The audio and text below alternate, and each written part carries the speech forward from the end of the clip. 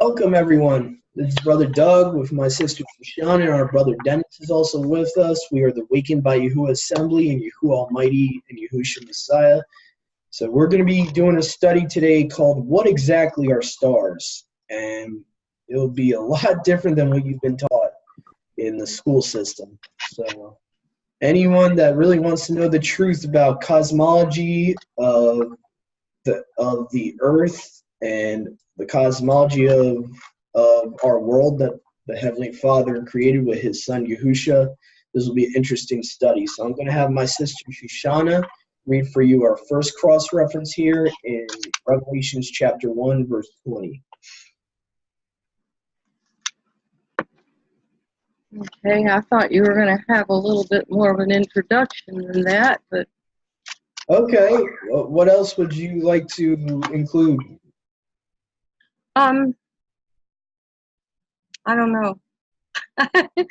All right, let's start off with saying that stars are definitely not what we've been taught. Oh yeah, And stars are not fact, balls of gas. They're not balls of burning gas. And actually, Enoch gives a perfect description of what they are. I don't know if you use Enoch at all, but Enoch tells you what they are. Okay. See if we could include that if I can find them real quick. Let me just try to see if I. All right. Well, I'll read Revelation. Yeah. While you read Revelations 1:20, I'll look to find that cross reference. Okay. Be glad to.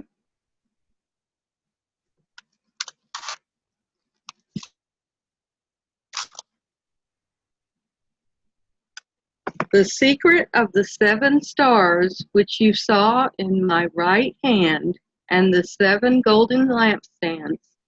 The 7 stars are messengers of the 7 assemblies, and the 7 lampstands which you saw are 7 assemblies. So that tells you right there that stars are messengers. And this is not a metaphor.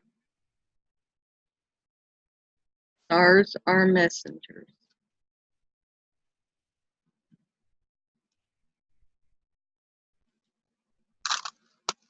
Did you find it, Doug? I'm looking for it right now. Let me just see astronomy. Okay, here we go. Book of Enoch. Enoch's Journey into Luminaries. All right, so this website's called sacred-text.com. It has the Book of Enoch here, which is an extra biblical book translated from the original Ethiopian Bible from R.H. Charles in 1917. This is the English translation, so this is going to give pretty much the course of the luminaries and stuff like that. So I'm going to try to see if it'll talk about what the stars actually are here. Let's see, it talks about the throne, flame of fire, and then it talks about 7 stars like burning mountains, so they're as tall as mountains. That's why he's giving that description, which we'll get into the canon, how that connects to certain books in our Old Testament actually talk about the stars are tall.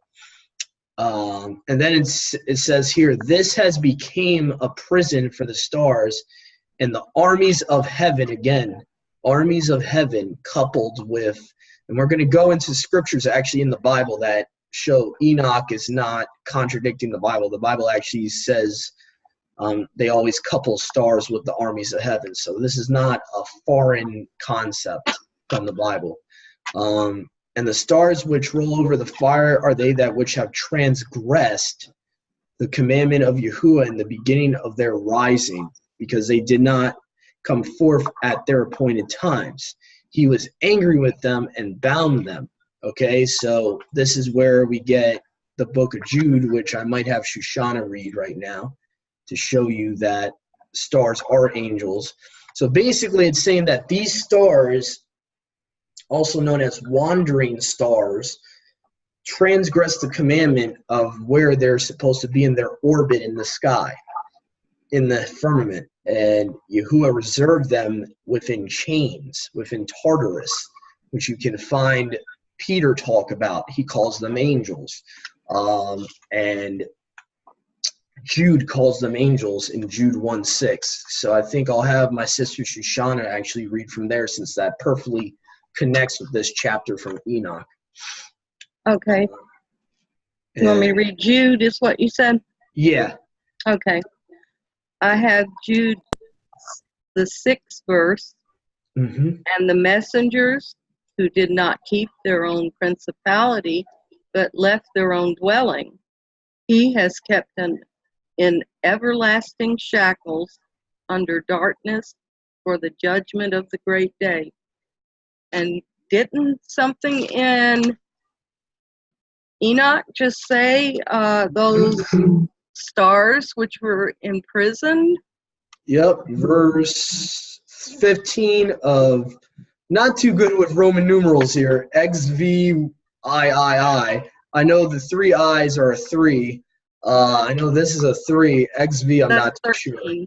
13. So Enoch chapter 13, verse 15 says, and the stars which roll over the fire are they that which have transgressed the commandment of Yahuwah in the beginning of their rising. They did not come forth at their appointed times, and he was angry with them, or had wrath against them, and bound them till the time where their guilt shall be consummated for 10,000 years. So this is talking about the watchers. Yeah, it's talking about those that the sons of Yahuwah in Genesis 6, 1-4, that pretty much went into human women, and now he's reserved them for eternal fire, which you can read on in Jude 1 verse 7 talks about it.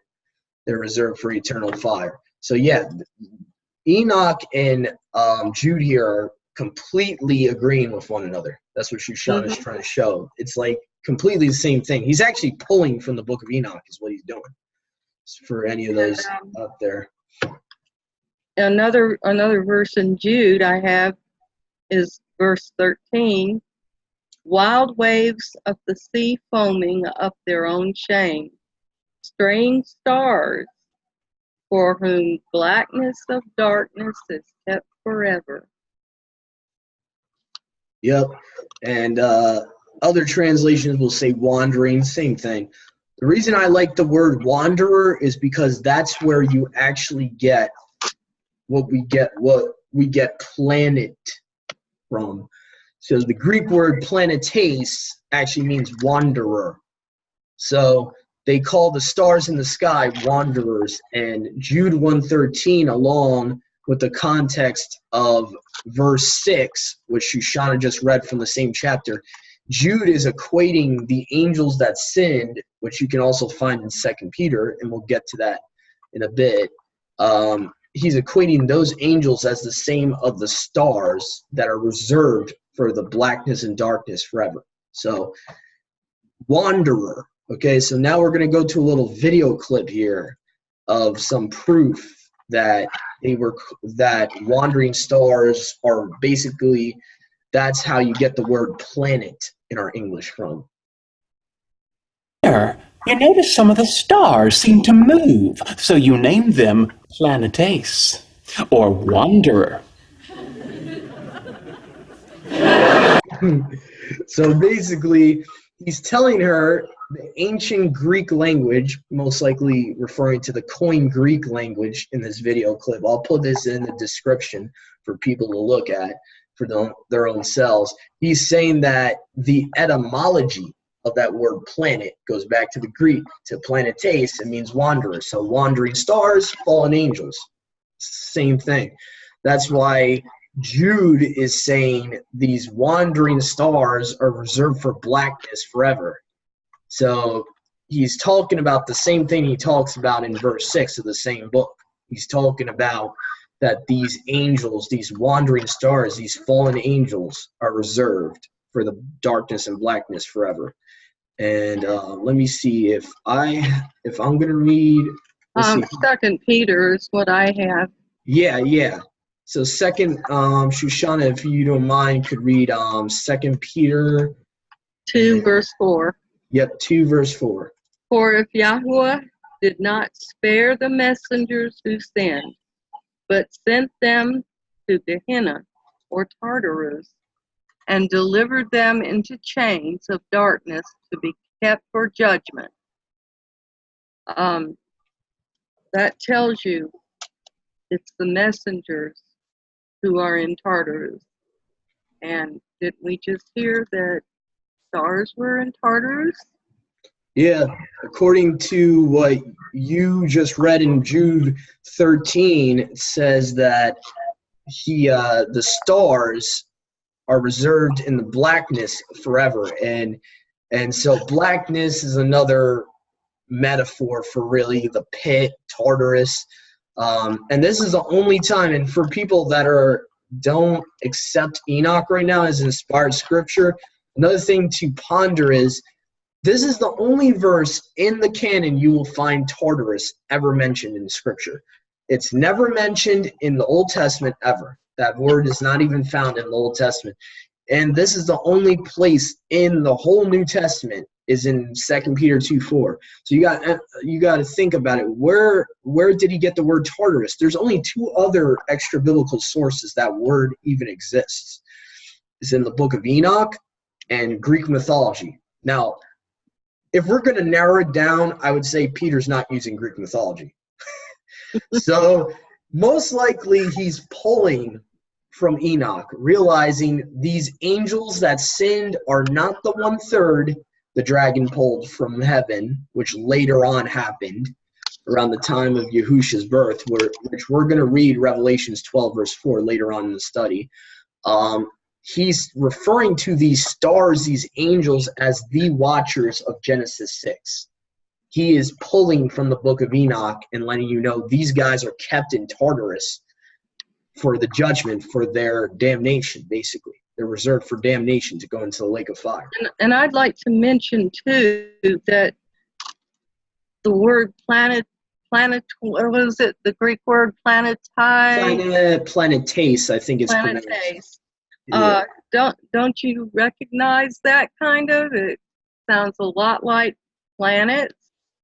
Well, the wandering or straying stars are the planets. And they're the ones that we see moving supposedly around the sun, although they really aren't doing that. They're moving around. Yep. And another thing you should ask, if they're just balls of gas, there's no connection between the planets and the watchers, the fallen angels, that basically made men worship them when they had their kingdom here. And their kingdom in the occult is known as Atlantis. Okay, so when they established their little kingdom down here in the days of Jared and Enoch, I believe they took their own names. They forsook in the names Yahuwah gave them that it says in the book of Enoch. You know, you had Samael and all of them that had Elohim at the end of their names. They forsook those names and took names that we see the planets named after. They're the names that these planets are named after, supposedly these balls of gas, are named after pagan deities.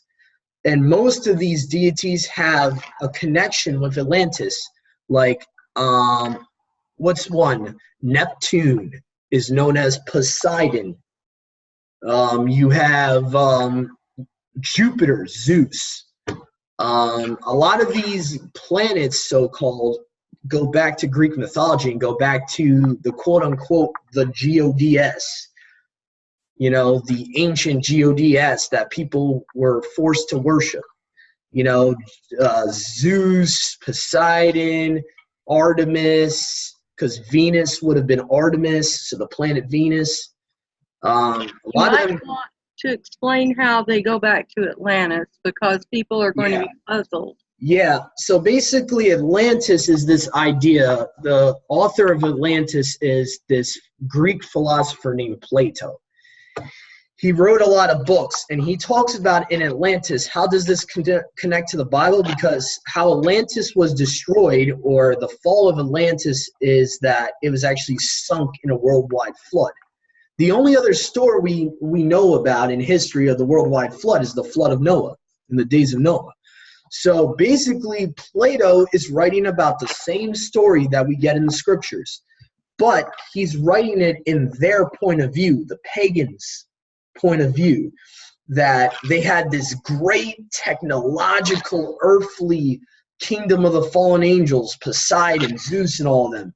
And the Father basically saw that them, the Watchers, who Poseidon and Zeus actually were, he punished them. He made their children kill one another, and he sent a flood when Noah was, growing up, and he told Noah for a couple hundred years to preach righteousness, and after that he sent a flood to destroy them, to destroy their all the descendants of the earth, and he actually chained up these so-called gods.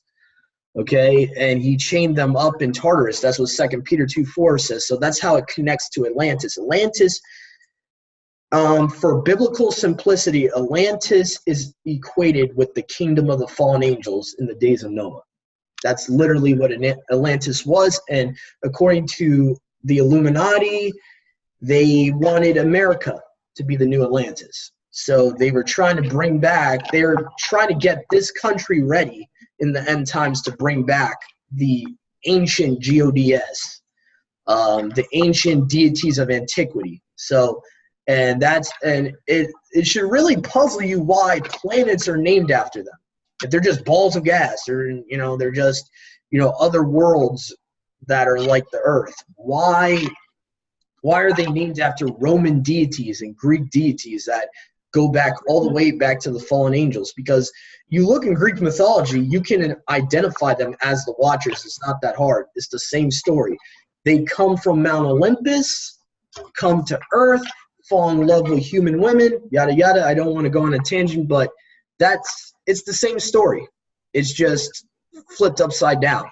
Another thing that should puzzle people is, why are they putting altars to these gods here in the United States? They put altars to Baal, and they put Anubis. They had Anubis on display all from one end of the continent to the other just a few years ago. And why would they do that? All to bring back Atlantis at the end time. And unfortunately, this country is going to be that. Yeah, and that's why it was named Meruka, which means land of the plumed serpent. So basically, land of Satan. So that the Atlantic Ocean. Yep, Atlantic Ocean. You have Memphis, named after Memphis, Egypt. So this whole country has been basically guided by the spirit of Egypt, the spirit of the fallen angels. I mean, they've been planning this for a while. So anyway, that's the point of how Atlantis connects to 2 Peter 2:4, which Shoshana just read, and Jude 1:6 and verse 13. So the stars, the wandering stars, equal the fallen angels, aka the Watchers. And so that's what the planets are. They're bodies of light, as you'll see later on in this study when we get to it.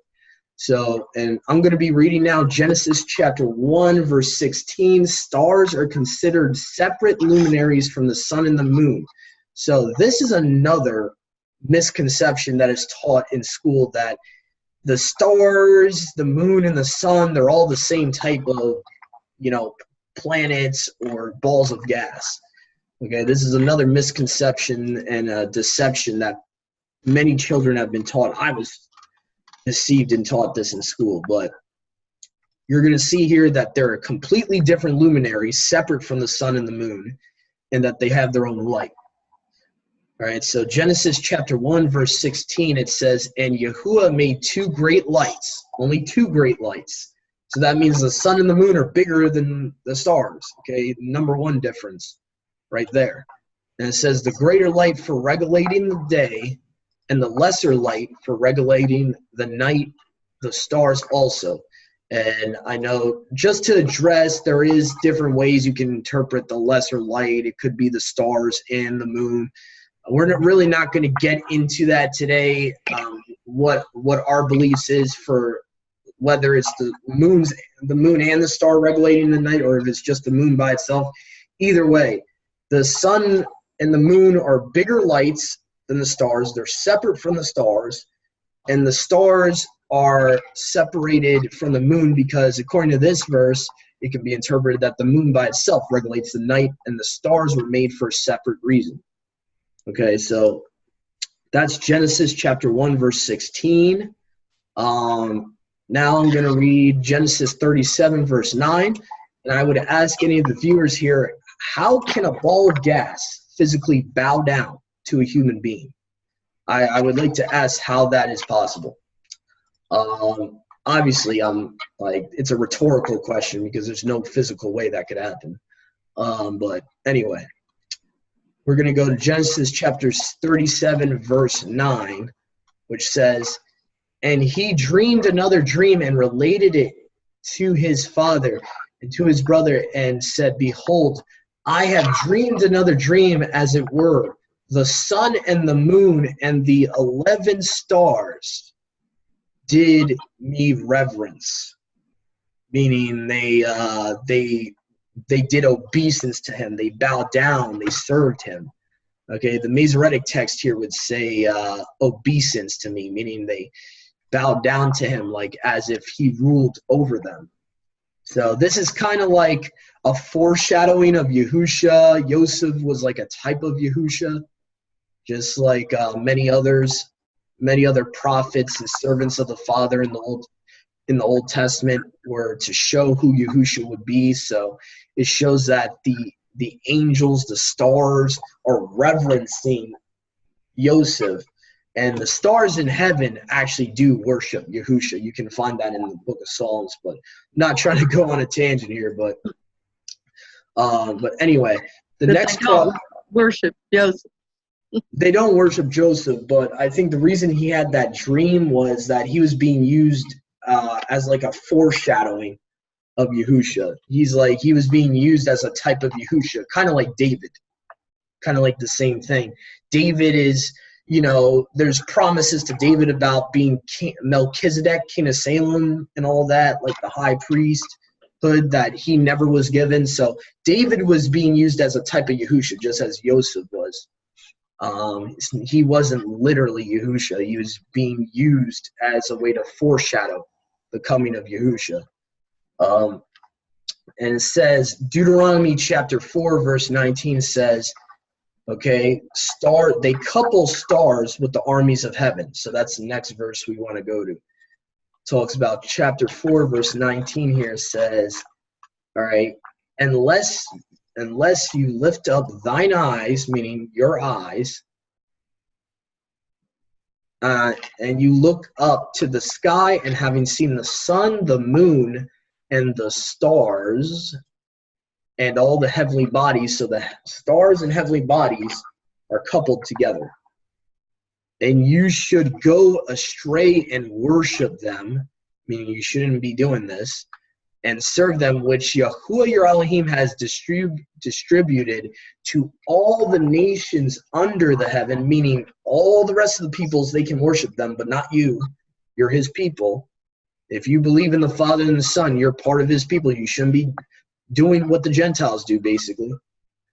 But Yahuwah took you and led you forth out of the land of Egypt, out of the iron furnace, out of Egypt, to be to him a people of inheritance, as at this day.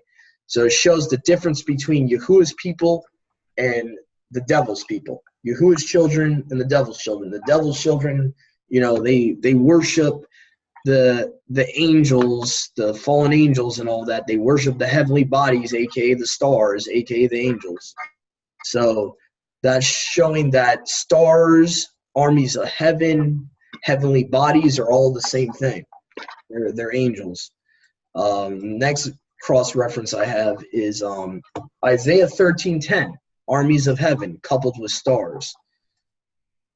Okay, so you got Isaiah chapter 13, verse 10, which says, and I'll read from the Septuagint here because it's pretty interesting. It says, for the stars of heaven, okay, you got the stars of heaven, and Orion, and all the armies of heaven. So basically, the armies of heaven, Yahuwah's heavenly army, Orion, which is a constellation, mind you, and the stars of heaven are coupled as they're the same thing. I don't know, hopefully you're seeing that. For the stars of heaven and Orion and all the armies of heaven shall not give their light. So they're coupled together as if they're the same thing, and it says, shall not give their light. Angels have their own light. And it shall be dark at sunrise, and the moon shall not give her light. Stars have their own light. Moon has its own light. So that exposes a lot of the falsehood of the heliocentric universe that we're taught in school. And it shows that the moon has its own light, the sun has its own light, the stars has their own light. The moon does not depend on the sun. The stars do not depend on the moon and the sun for their light. They have their own light. So the next one I wanted to go to, we're going to stay in the book of Isaiah here. And Isaiah chapter 34, verse 4 says, the stars, aka armies of heaven, will fall to the earth. So here we go. Isaiah chapter 34, verse 4. From the Septuagint I'm reading, and it says, and all the powers of heavens, again, this is another metaphor for angels, and all the powers of the heavens shall melt, and the sky shall be rolled up like a scroll, meaning the firmament. Okay, whenever it says sky, usually it's referring to the firmament, just for anyone wondering. And all the stars shall fall like leaves from a vine, as leaves fall from a fig tree. Okay, so, remember in the New Testament, parable of the fig tree? That's where Yahusha gets it from. Okay, so stars, powers of heaven, coupled together. So this is showing what they are. Think about it. Powers of heaven. How is a ball of gas a power of heaven? We're taught that the balls of gas are billions and billions of miles away. They're out in space. They're out somewhere in space. It's talking about the heaven is going to recede like a scroll. The firmament is going to recede like a scroll. And then you got the stars falling down. So, and it talks about the powers of the heavens shall melt. So you got stars melting. I mean, so, I would definitely ask you to question that idea of, does it really make sense that stars are balls of gas? Sister Shoshana, if you please could read Joel chapter 2, verse 10. I will. Before I get into that, first I'd like to show you from the book of Enoch, again, that the size of the sun and moon are equal.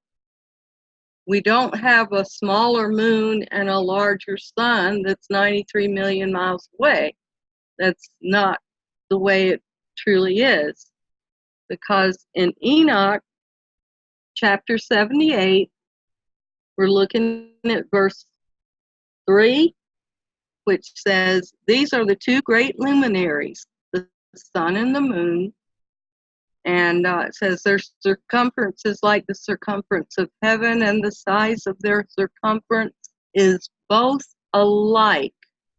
They're the same size.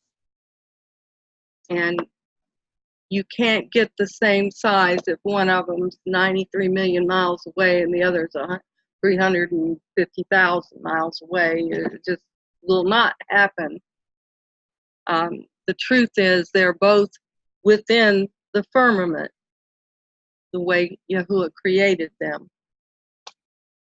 And now I'm going to read Joel chapter 2, verse 10.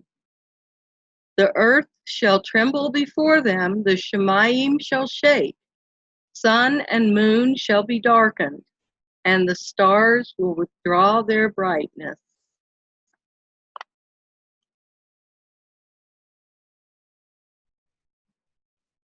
And if you have nothing to say about that, I have something to say about that, because this is at the end time.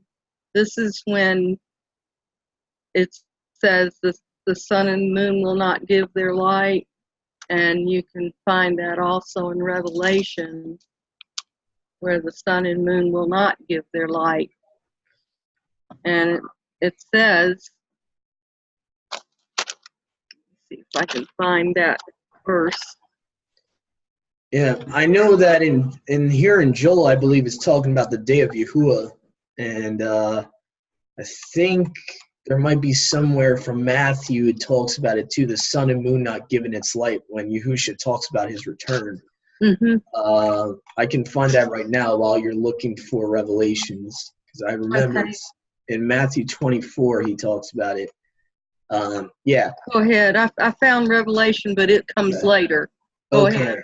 And Yahusha said unto them, see not all these things, verily I say unto you, there shall not be left here one stone upon another that shall not be thrown down. Then now we're getting to the signs of the end of the age here. And as he sat upon the Mount of Olives, the disciples came unto him privately, saying, tell us, when shall these things be? And what shall be the sign of your coming, meaning the return of the Messiah, and of the end of the world? Mind you, he's speaking of multiple things in this chapter. Okay?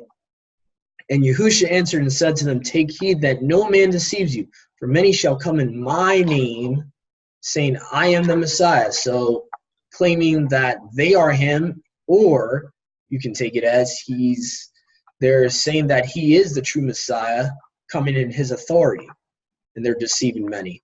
And you shall hear of wars and rumors of wars. See that you not be troubled, for all these things must come to pass, but the end is not yet.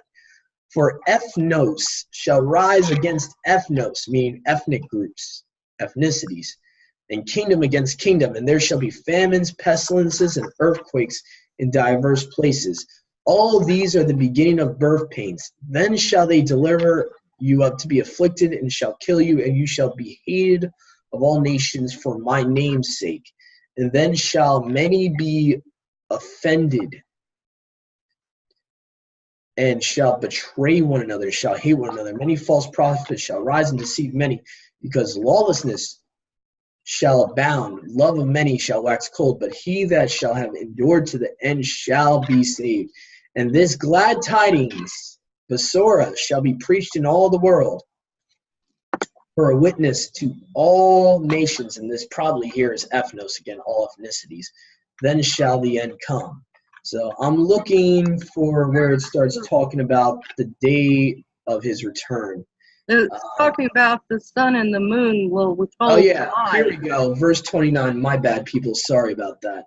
Yeah, it's verse 29 it starts. Immediately after the tribulation of those days. Remember, the key word here, after the tribulation of those days. Shall the sun be darkened, meaning it won't give its light, and the moon shall not give her light, and the stars shall fall from heaven, and the powers, this is where he's getting it from, Isaiah 34, the powers of heaven shall be shaken. So Yahusha's quoting from Isaiah 34:4, which I just read from, in Matthew 24, verse 29.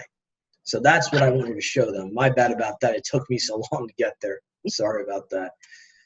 Let's see how much time we got. We got about... I found the two verses in Revelation. We've got Revelation 21, verse 23, and Revelation 22, verse 5, and both show that there's no light coming from the sun or the moon, for the city had no need of the sun or the moon to shine in it, for the esteem of Yahuwah lightened it, and the Lamb is the lamp. So both Yahuwah and Yahusha are lights themselves. They're beings of light, just like the angels. And night shall be no more. This is verse 5 of chapter 22. Night shall be no more, and they shall have no need of a lamp, nor the light of the sun, because Yahuwah shall give them light, and they shall reign forever and ever. So mark it down that I read Revelations 21 and 22. Yep. Yep. So the next one would be, let's see, did Joel 2:10. Okay, let me see if we got enough time. We might have to do a part 2. I'll just fit this last cross-reference in, and we'll do a part 2. We got about 4.5 minutes left. All right, so, I think we can get through it if you do yours quickly. yeah. So Zephaniah chapter 1, verse 5 to 6 here says, "And them that worship the armies of heaven upon the housetops," again, angels, armies of heaven, "and them that worship and swear by Yahuwah, and them that swear by their king." So the armies of heaven is mentioned in Deuteronomy 4:19, coupled with stars.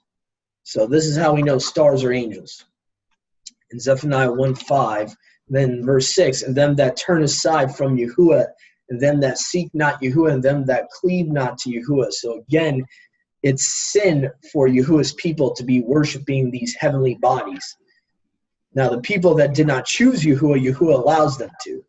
But us that are chosen, that are, part of the elect, we're not supposed to be doing that. So that was Zephaniah 1:5 to 6. We will be continuing part 2 with Shoshana reading Revelations 12:4. So please stay tuned. I've got it right here. Revelations 12:4. And we're talking about the dragon. His tail draws 1/3 of the stars of the Shemayim. 1/3 of the stars, they're messengers, angels, and throws them to the earth. And the dragon stood before the woman who was about to give birth to devour her child as soon as it was born. And I've got a couple of more, which I believe I can get done, I hope. Probably about one more. We got time for 1 and 2. "And the 5th messenger sounded. I saw a star from the Shemayim, which had fallen to the earth, and the key to the pit of the deep was given to it." This is a messenger and also called a star. "And he opened the pit of the deep, and smoke went up out of the pit like the smoke of a great furnace, and the sun was darkened, and the air because of the smoke of the pit." Okay, do you want me to stop there? Yeah, we'll stop there, and we'll do a short part 2. So whoever's listening and watching here, we will be doing a part 2 right away. Hopefully you've enjoyed this study so far, and we'll be finishing it right up. And to our brothers and sisters, hopefully this was a way for you to understand what stars truly are and help you understand the true cosmology of Yahuwah, of the world Yahuwah and Yahusha created. The world we live on. Next part, we're going to show how all the stars will fall to the earth. Yep. Shalom. Stay tuned. Shalom. See here, let me unmute Dennis. All right.